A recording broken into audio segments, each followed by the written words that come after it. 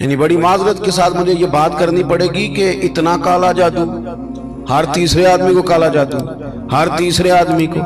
اور خیر سے وہ جو بتانے والے وہ بھی بڑا انوکھا انداز انہوں نے اختیار کیا ہوا ہے. وہ کہتے تجھے جادو کر دیا کسی نے. کس نے کہا کہ یہ مجھے بتانے کا حکم نہیں، مجھے شرارت کا حکم تھا، شرارت میں نے کر دی، اب تو گھر جا کے سوچتا رہے. اسی طرح ڈھیروں قسم کے ملنگ ہمارے کھاتے پڑ گئے، ٹال پہنے ہوئے، اور وہ آ گئے. وہ لوگوں کو قسمت کا حال بتاتے ہیں. آپ کا تو مجھے نہیں پتا، میں نے اپنے دیہاتوں میں دیکھا ہے کہ وہ سونا بھی ڈبل کرتے تھے، بعد میں پتہ چلتا تھا سنگل بھی غائب ہو جاتا تھا. ہنسے نہیں جی، اونچا نہیں ہنسنا چاہیے کبھی بھی. یہ محافل ہے ہماری، سنجیدہ ماحول ہے.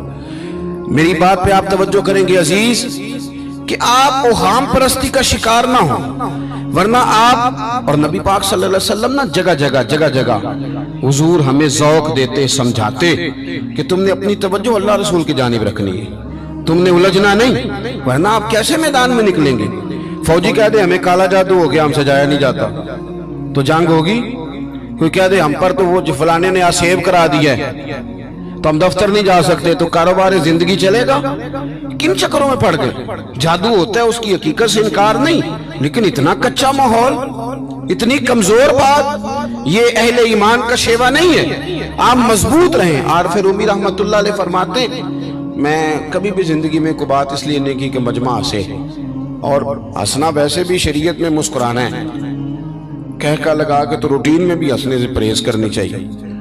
وہ کہتے ہیں ایک بادشاہ تھا تو اس کا بھی ذہن بن گیا تھا کہ پتہ نہیں یہ کیا ہو جاتا ہے.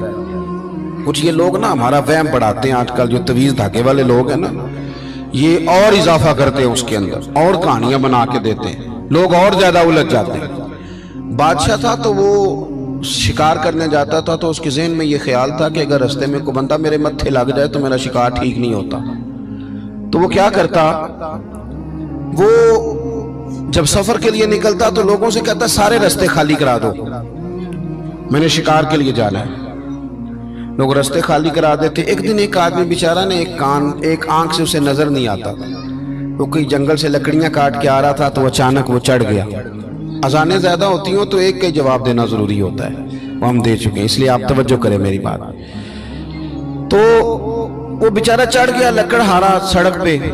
اس کے سپاہیوں نے بندے تو بڑے ہٹائے تھے پر یہ غلطی سے آ گیا، انہوں نے پکڑ لیا، بادشاہ کے سامنے پیش کیا. بادشاہ کہنے لگا تمہیں نہیں پتا کہ میرے رستے میں کوئی آئے تو میرا شکار نہیں ٹھیک ہوتا، اس کو باندھ دو.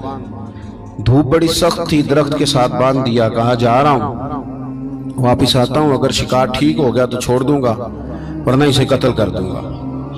2 بندے اس کے سرانے کھڑے کر دیے تلوار لے کر کے. اب وہ بیچارہ صبح سے بندہ ہے، بادشاہ چلا گیا. اتفاق کی بات یہ کہ آج شکار پہلے سے بھی اچھا ہوا، خوب ہوا. بادشاہ واپس آیا. اب یہ دھوپ میں بندہ ہے، کسی نے پانی بھی نہیں پوچھا. تنگ آمد بجنگ آمد. بندہ جب پورا تنگ آئے تو پھر جنگ بھی بڑی کرتا ہے. اس نے کہا یار آج مرنا تو ہے، اب مرنا سچ بول کے. بادشاہ نے کہا اسے کھول دو، آج میرا شکار بڑا اچھا ہوا ہے، لہذا اسے کچھ نہیں کہنا، کھول دو. رسیاں کھول دی تو پتہ کا شخص کہتا ہے بادشاہ ایک بات کر لوں میں بھی، مار تو جانا ہی ہے پر ایک بات کر لوں. کہنے لگا کرو. کہنے لگا تم نے صبح میرا منہ دیکھا تھا، تمہارا شکار بڑا اچھا ہوا ہے، دن بڑا اچھا گزرا ہے، پر میں نے آج سویرے تمہارا منہ دیکھ لیا تھا، تو دیکھو میرا بیچارے کا کیا حال ہوا ہے کہ صبح سے یہاں. اب تم بتاؤ منحوس میں ہوں کہ تم ہو؟ نحوست میرے اندر کہ تمہارے اندر؟ میں اگر کوئی جوان آدمی میرے ساتھ آ کے یہ بات کرتا ہے نا کہ میری فلان ہو گیا تو میں بڑا، تو مجھے اس پہ غصہ آتا ہے. میں کہتا ہوں آپ اس عمر میں یہ کام کریں گے تو بزرگوں کو کون سہارا دے گا؟ ضعیفوں اور کمزوروں کو کون اٹھائے گا؟ آپ اتنی کچی باتیں کرتے ہیں. اور یہاں پیروں نے بھی عجیب تماشا گھڑا ہوا ہے. سویرے 9 بجے بیٹھ جاتے ہیں تعویذ لکھنے. آپ قرآن شریف کا درس کب دیں گے؟ آپ حدیث پاک کب پڑھائیں گے؟ آپ ان کو اصول فقہ کب بتائیں گے؟ پیر صرف دین کا نمائندہ ہوتا ہے جس نے رب رسول کا دین پڑھنا ہے اور آگے پڑھانا ہے، جس نے لوگوں کو وہاں سے دین سیکھ کے آگے سکھانا ہے. باقی کیا معنی ہے چیزوں کا؟ اس نے صرف آسان کر کے جو ہمارے صوفیاء نے دیا آگے بات پہنچانی. دین سیکھنے سکھانے کا نام پیری مریدی ہے، اس کا کوئی اور معنی ہے ہی نہیں سرے سے. کہاں سے آ گئی یہ ساری چیزیں؟ حدیث سنیے، بخاری میں موجود ہے، مسلم میں موجود ہے. حضرت ابو ہریرہ رضی اللہ تعالیٰ عنہ فرماتے ہیں نبی پاک علیہ السلام کے साहिबजादे का विसाल हुजूर की गोद में हो गया, गोद में विसाल कर गए साहिबजादे। हुजूर को बड़ी तकलीफ हुई, आंखों से आंसू आए, सरकार रोए। सहाबा ने अर्ज की, हुजूर आप भी आंसू बहाते हैं? फरमाते हैं मेरा बेटा गया है। ये आंसू मोहब्बत की अलामत है, वरना मेरे दिल और जुबान पे वही है जिससे मेरा रब राजी होता है। इत्तेफाक की बात देखिए, इत्तेफाक की कि उसी दिन जिस दिन सरकार के साहिबजादे का विसाल हुआ, उसी दिन सूरज को ग्रहण भी हो गया। अब जोड़ने वाले बातें जोड़ देते हैं ना। कुछ लोगों ने बात जोड़ दी, कहने लगे देखा हुजूर के साहिबजादे का विसाल हुआ तो सूरज को भी ग्रहण हो गया, सूरज को भी ग्रहण हो गया। और मेरे दोस्तों सुनो, ये अकीदों की मजबूती कितना जरूरी काम है। अपने आप को फिक्री तौर पर मजबूत रखना कितना जरूरी है।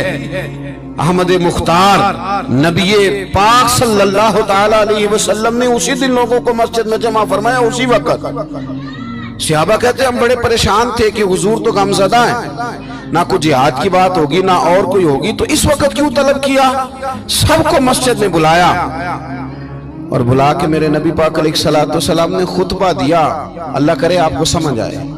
यानी उस दिन जिस दिन साहिबजादे का विसाल हुआ, गम की घड़ियां हैं, हुजूर ने सबको मस्जिद में बुला के, मैं बुखारी मुस्लिम पढ़ रहा हूँ, हुजूर ने फरमाया लोगो, सूरज और ग्रहण का लगना अल्लाह की निशानियों में से निशानी है। सूरज चांद को ग्रहण लगना अल्लाह की निशानियों में से निशानी है। जब ये लगे इस्तिगफार पढ़ा करो, नमाज पढ़ा करो, अल्लाह के हुजूर हाजिर हुआ करो। फरमाया किसी शख्स के दुनिया से जाने का इसके साथ कोई ताल्लुक नहीं। अपने अकीदे को मजबूत रखो, अपने मामलात पर गौर रखो, कभी भी कोई कच्ची बात न करे, कोई कमजोर बात न करे किसी मौके पर। हम तो सूफिया किराम के जानने वाले हैं, और वो लोग तो इतने मजबूत थे नजरियात के, इतने पक्के थे, तो हर शख्स को कहते थे कि देखना तेरे दिल में गैर का ख्याल ना आए, रब रसूल का ख्याल रहे। ये अल्लाह वालों का जो ख्याल होता है, ये चूंकि अल्लाह वाले तो इसको हम गैर का ख्याल कहते ही नहीं। एक बात आखिर में और आपकी खिदमत में अर्ज करनी है, उस पर भी आप जरूर तवज्जो देंगे। थोड़ा सा ना हुजूर की सीरत में एक तीसरी बात जो बड़ी जरूरी है आपसे अर्ज करनी, उस पर आप गौर करेंगे। दूसरों के जज्बात का, एहसासात का ख्याल रखना मेरे महबूब पाक अलैहिस्सलाम की सीरत का खूबसूरत जोज़ है, खूबसूरत। यानी दूसरों के जज्बात का ख्याल रखना। आप देखें, आपको ना इस मजमून की दर्जनों हदीसें मिलेंगी बुखारी मुस्लिम में, कुतुब अहादीस में, दर्जनों।